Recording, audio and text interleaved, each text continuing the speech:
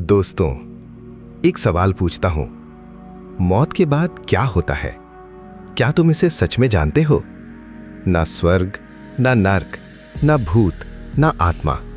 विज्ञान कहता है मौत के बाद सबसे डरावनी बात यह नहीं है कि सब कुछ खत्म हो जाता है, बल्कि यह है कि सब कुछ अचानक बंद नहीं होता। चलो धीरे धीरे समझते हैं। जब कोई इंसान मरता है, डॉक्टर कहता है वो अब नहीं रहा, लेकिन सच्चाई ये है कि उस पल भी इंसान का दिमाग पूरी तरह बंद नहीं होता।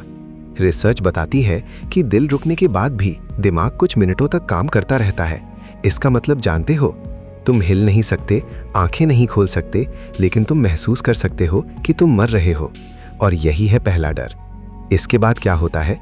जब दिमाग में ऑक्सीजन कम होने लगती है तो दिमाग अचानक पुरानी यादें दिखाने लगता है। इसीलिए बहुत से लोग कहते हैं मरने से पहले मेरी पूरी जिंदगी आंखों के सामने घूम गई।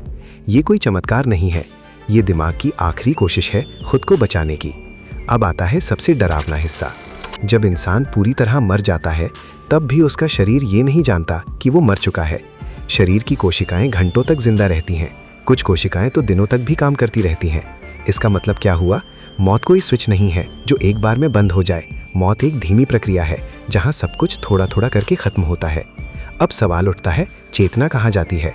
विज्ञान कहता है चेतना कोई अलग चीज नहीं है, ये दिमाग के अंदर बनने वाली एक प्रक्रिया है। जैसे आग, लकड़ी जले तो आग होती है, लकड़ी खत्म तो आग भी खत्म।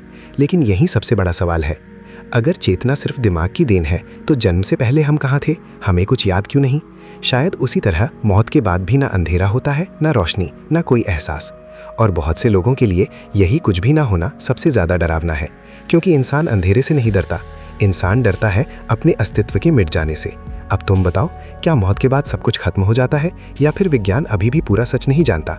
कमेंट में अपनी राय लिखो और ऐसे ही डरावने लेकिन सच पर आधारित वीडियो के लिए चैनल को सब्सक्राइब करना मत भूलना, क्योंकि जितना सच समझ में आता है उतना ही वो डरावना लगता है।